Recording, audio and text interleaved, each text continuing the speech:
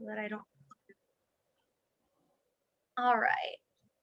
So we're going to go ahead and get started. Thank you everyone for joining us today. And those who will watch this later, thank you for taking the time to watch it. My name is Jessica Campbell, and I am the social worker for the Jersey City Free Public Library System. And I have with me author and mental health advocate, Jason Shapiro. So Jason, thank you for joining us today. My pleasure. Thanks for having me, Jessica. And I'm so glad that I was able to find you when I was looking to do this series of author chats this summer. I really wanted to focus on New Jersey-based authors, and I know that you did now move, but that's okay. My heart is still in Jersey. Exactly. My heart is still in Jersey. And so I wanted to make sure that when I was focusing on this, you know, my focus is mental health, social services, anything that can make the community better. And so that's how I was able to find your books. And I'm so glad that we were able to host this chat, especially on a day that's so special to you and so dear to your heart, which I'm sure we'll get to later.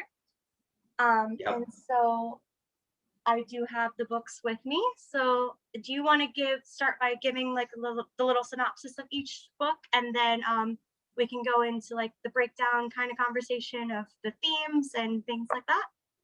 Yeah, I mean, first, real quickly, I just love to officially kind of introduce myself. I know people will be watching this on replay, but my name obviously is Jason Shapiro. In my I say downtime, I am an author. I work a regular 9 to 5 or 9 to 6, even later sometimes, job during the day. And this is really my passion. So writing books is something that I've just started doing recently. When I say recently, about 2.5 years. And I was grateful in my early 40s to find my passion.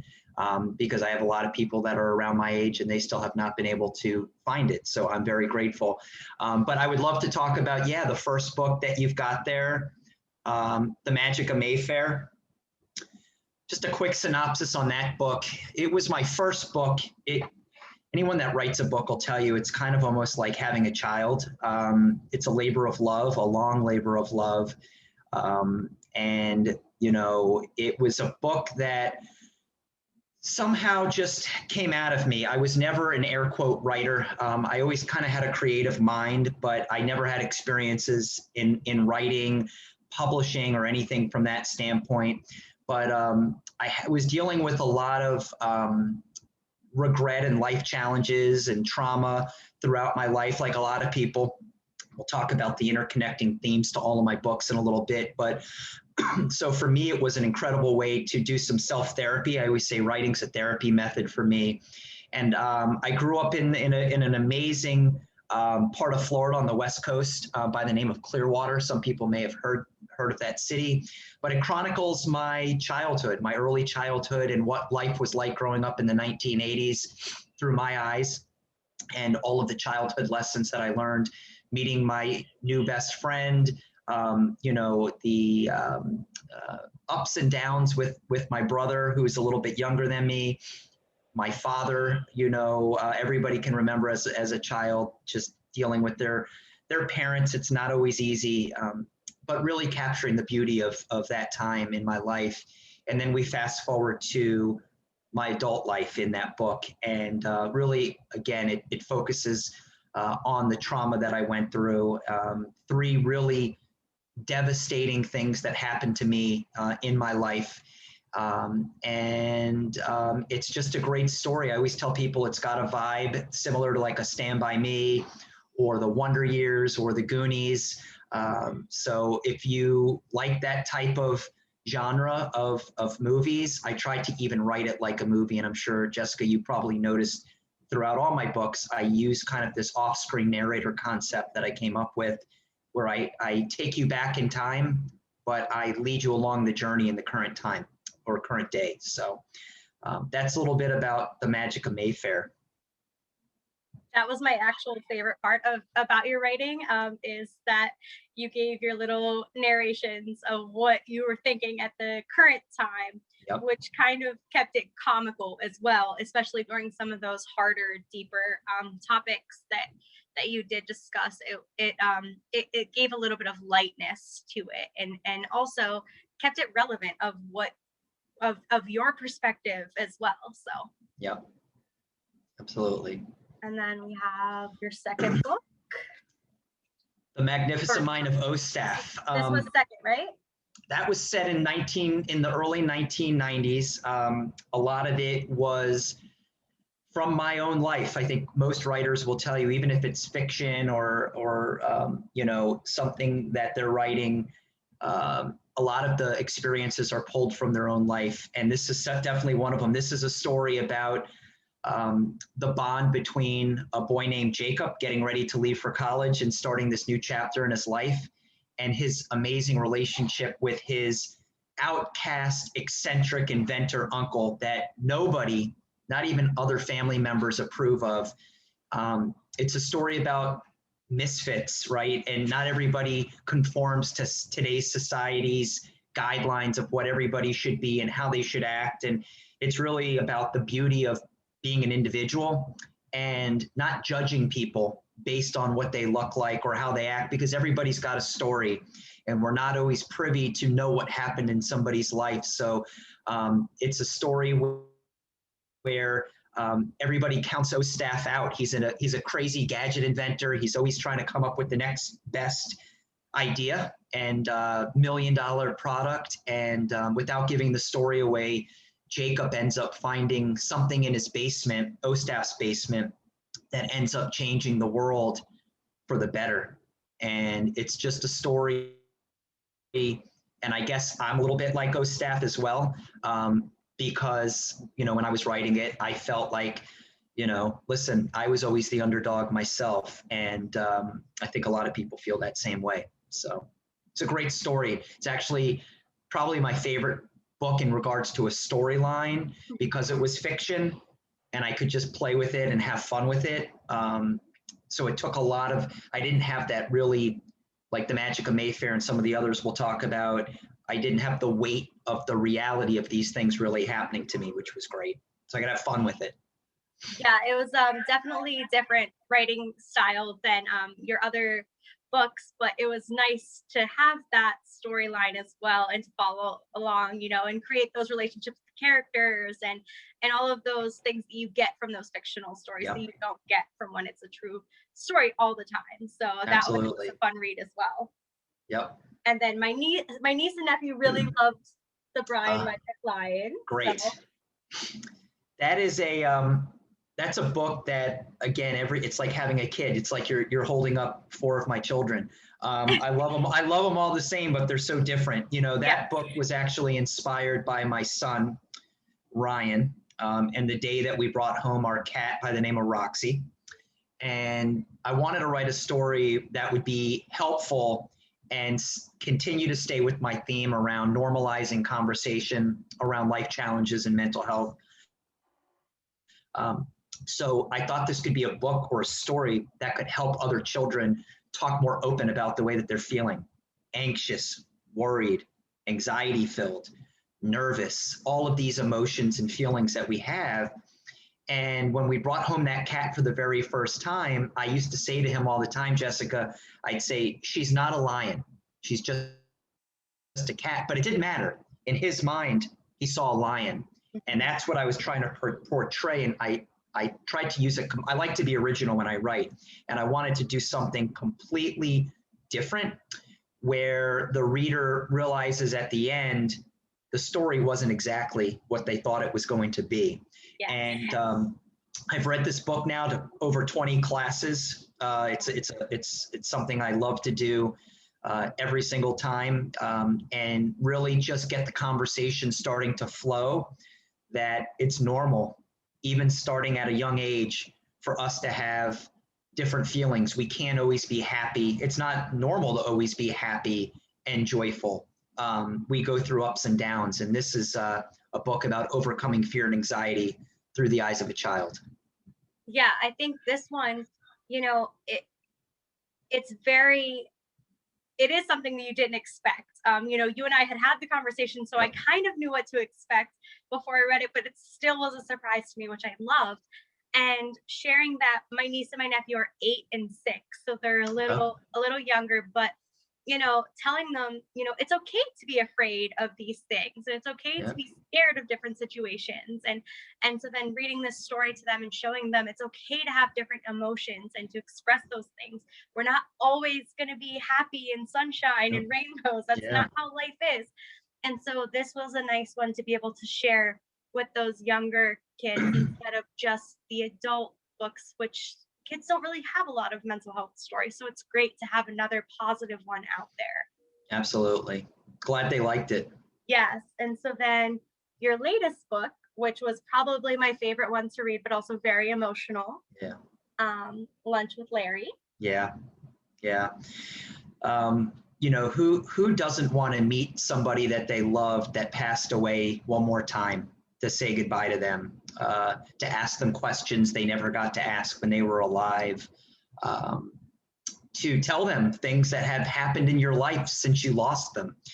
And, today is very special. When you asked me to pick what day I wanted to do this, I picked today because it's my father Larry's birthday. And I said, you know what better way to remember my dad and honor my dad than to talk about my dad and, talk about this book, and how special it is. And more important, how I think it can help other people with their own loss.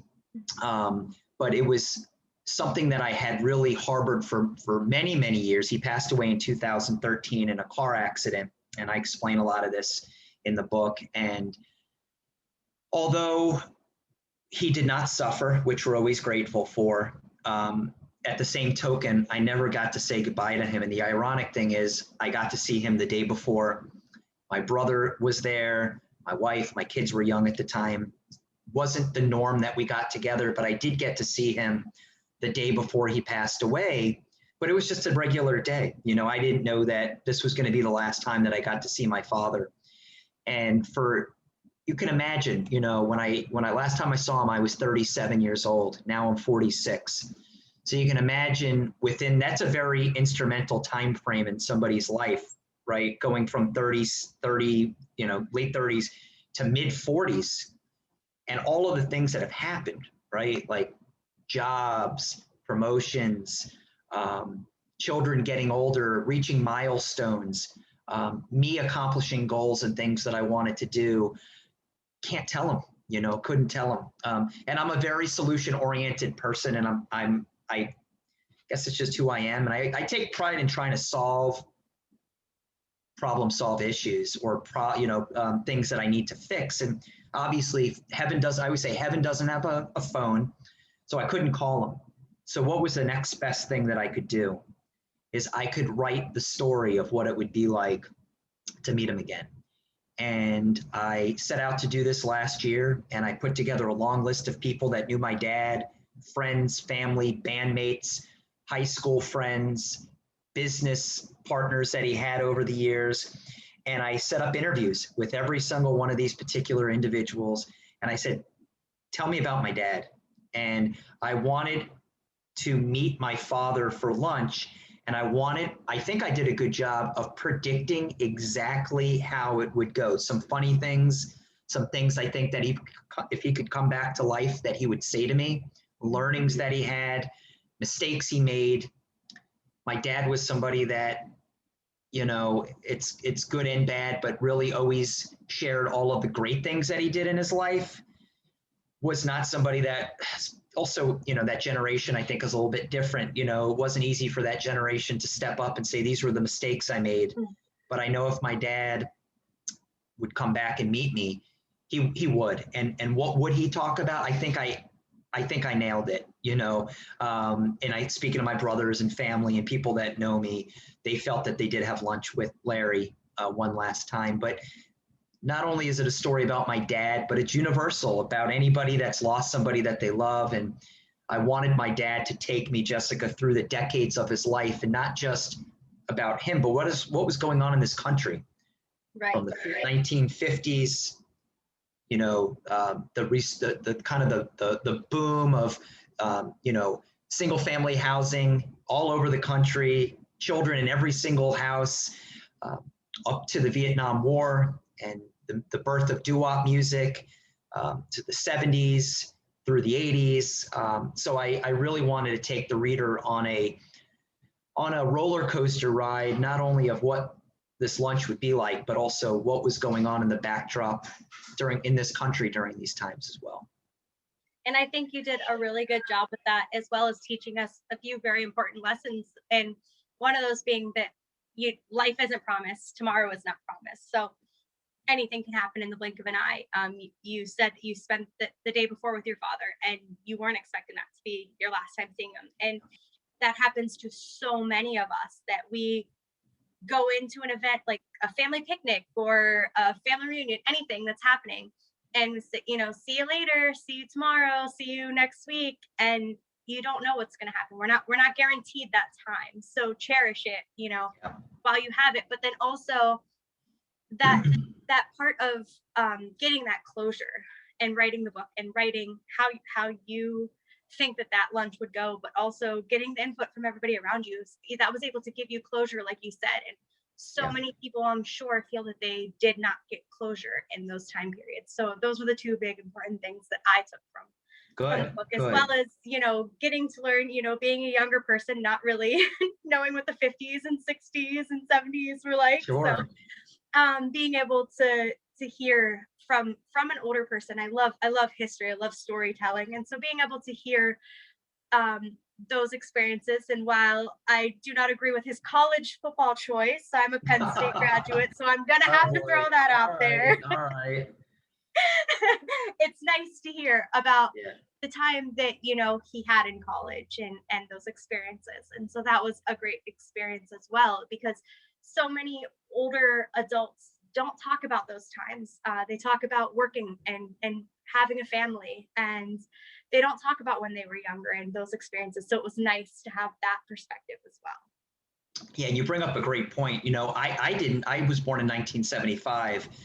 Sounds old saying that now, but I also didn't know anything about the 50s or the 60s or even the 70s. Really, the 80s was my sweet spot of where I grew up. So I had to research it, and I learned so much by doing it. So, I encourage anyone out there that wants to write a book and has to do research. And I'm not a researcher or was never a school person, but now with YouTube, I mean, I literally watched documentaries on the 40s or the 50s, 60s, 70s. Okay. And it was great, like you said, to really learn about those times.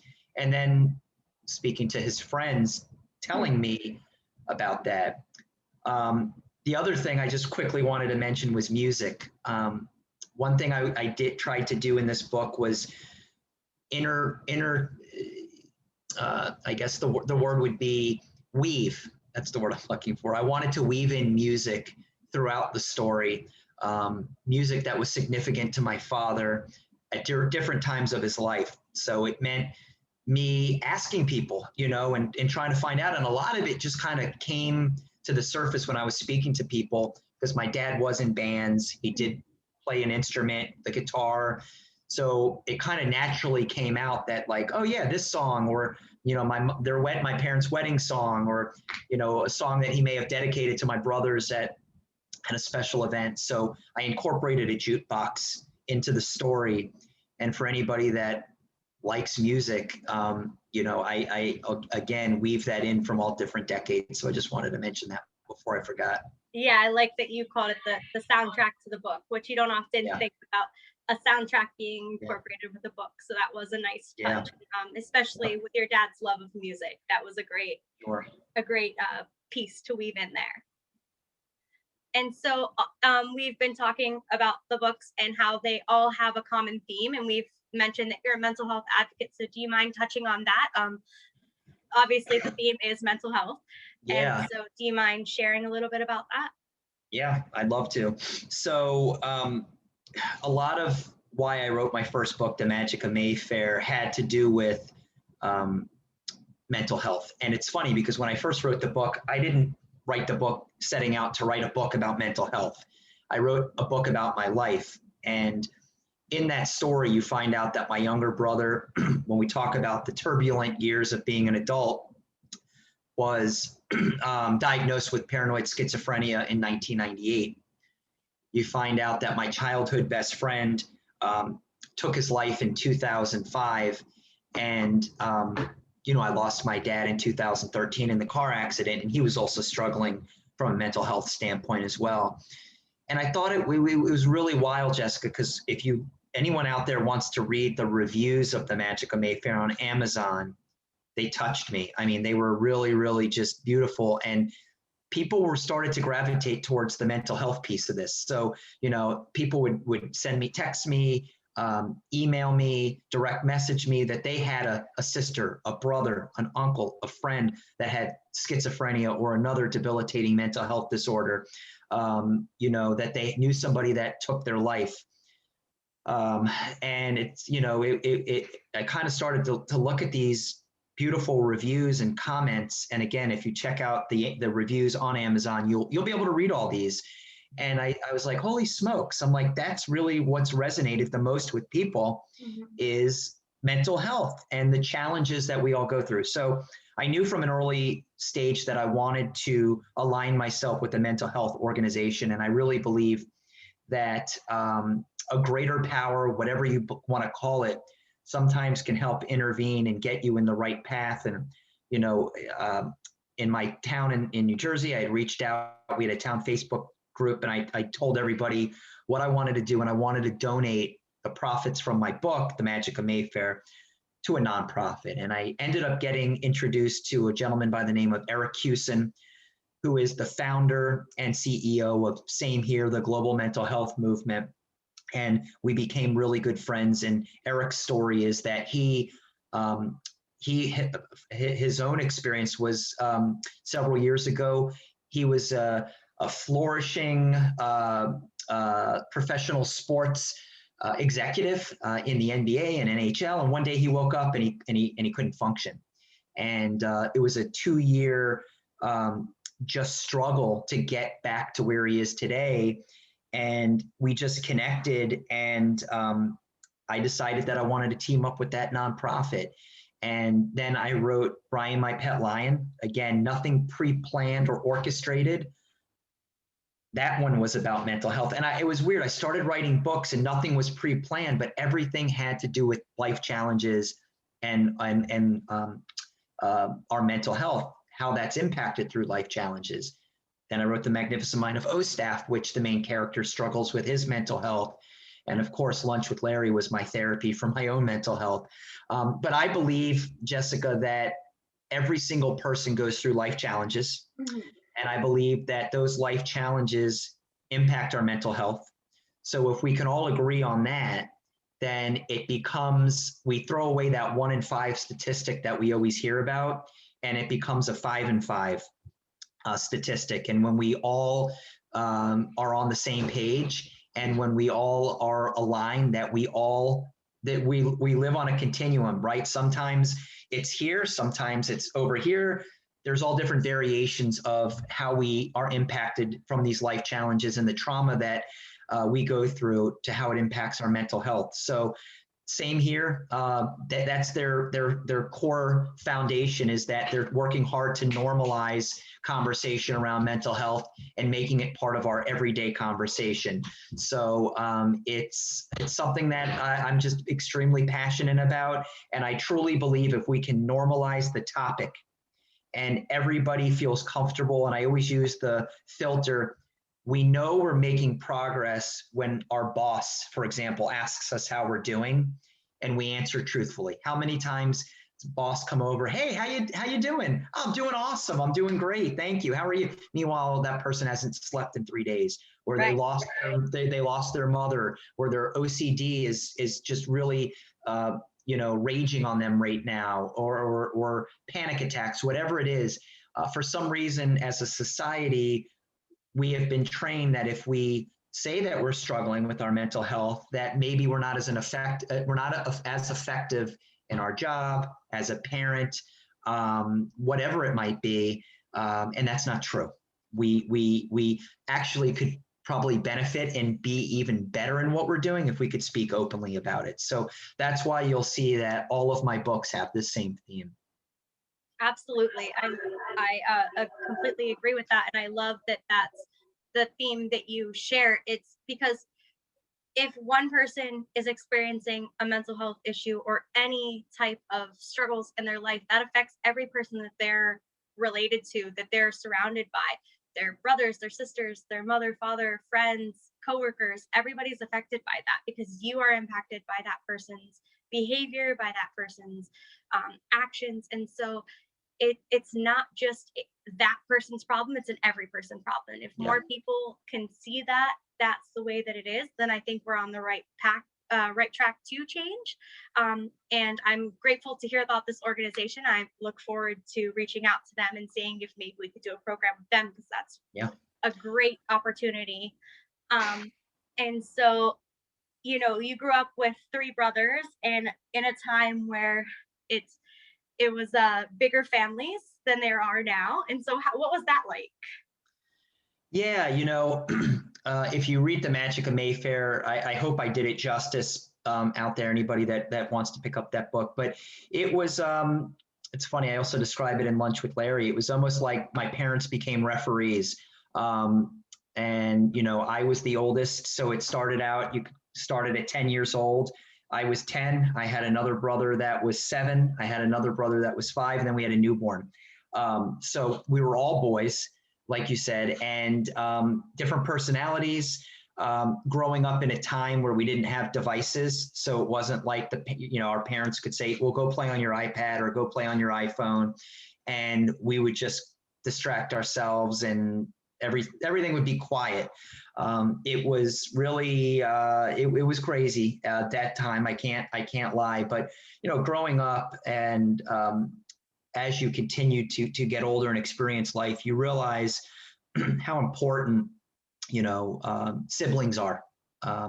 And I'm a big believer in, regardless of, and I know there could be people watching this, well, I don't get along with my brother, I don't get along with my sister. At the end of the day, I just always encourage people to just remind yourself that everybody goes through, again, life challenges, and everyone has their own story.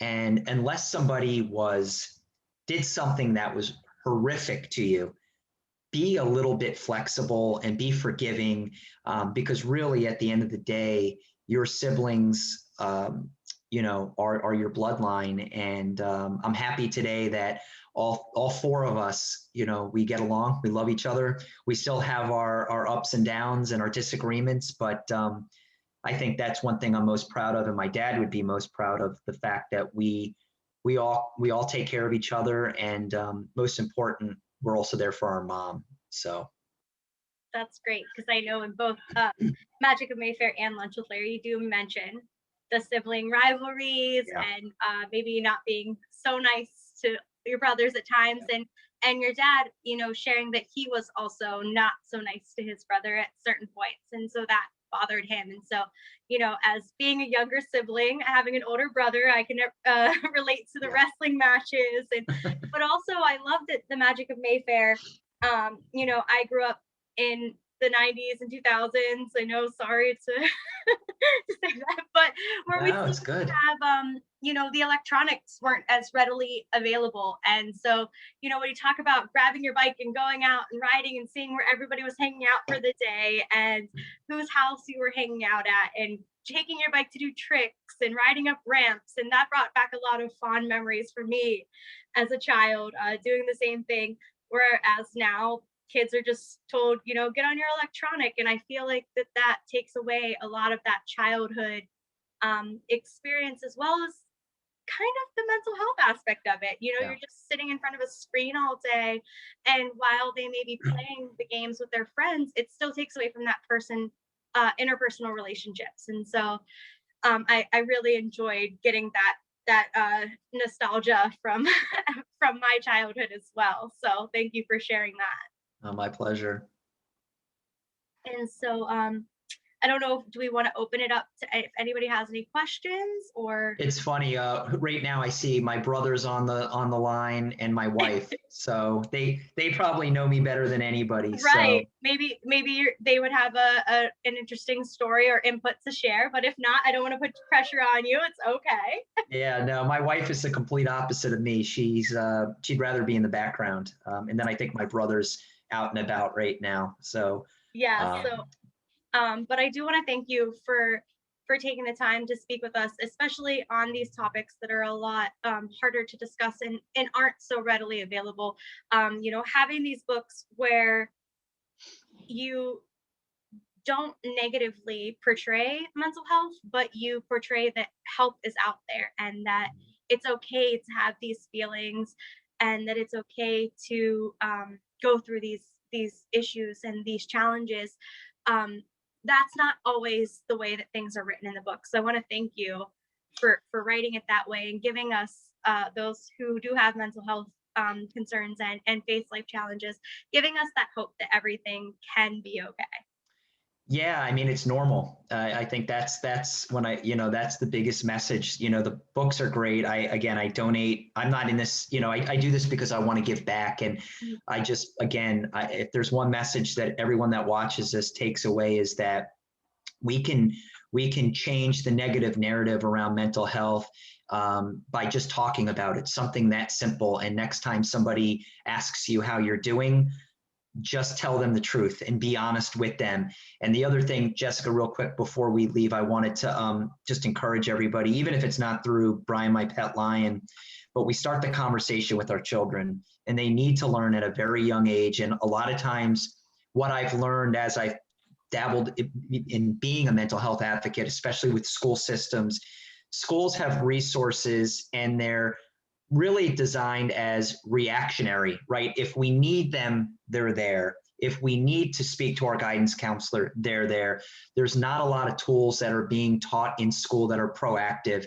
And it's so important that as parents, whether it's Brian My Pet Lion or another book, we start early on talking about, I'd say 4 or 5 years old, talking about being worried and anxious and fearful, and adults sharing their own experiences. Because I look at my friend Bill, who took his life in 2005. And I often say to myself, if we as a society spoke about this and it was normal to talk about the way that we're feeling at a very young age, a lot of times when you're going through these things, you feel like you're the only one and you feel isolated. So that would be my other message. Whatever book, whatever tool, go to your schools, challenge what your school leaders are teaching. Academics is obviously super important, but even more important, the structure and the foundation needs to be mental health programming and not just reactionary tools that are available in the closet if we need them. And so, challenge your schools, challenge the administrations out there, because we need to do more at a younger age to encourage our children to speak more openly about the way that they're feeling. And if anyone out there wants to learn more about me, or same here, the global mental health movement, if you go to my website, Tree Mouth Books, so Tree, Tree, Mouth, Mouth books.com, there's actually a link to same here, the global mental health movement, because that's how passionate I am that I put their link on my own website. So sorry to kind of keep going there, but I wanted to just underscore how important that piece is. Yes, absolutely. I really appreciate you taking that time and adding that in too. So, it is important to start at a young age. And I think that that's part of the problem that we have here in the United States, especially, is that we don't put an emphasis on mental health, and especially at a young age. We tell kids that, don't cry, toughen up, it'll be okay. Don't act like that in public. And so we hide it to try to pretend that we're all okay, Yeah, and we make it that it's not okay to not be okay, when it really it it is. is okay to not be okay, and it's Absolutely. okay to need help from other people. And so, there should be that emphasis early. So thank you for sharing that. Yeah, my pleasure. And thank you so much again for giving me this platform to do so. I Thank appreciate you. it. I appreciate it as well. And I look forward to hearing from you. And if there's any new books in the future, we'd like to have you back to talk about those as well. I would love to. Thanks, Jessica. Thanks, Appreciate it. Thanks for Jason. Have a everyone great that's one. tuning in. Thank you, Appreciate it. everyone. Bye. Bye.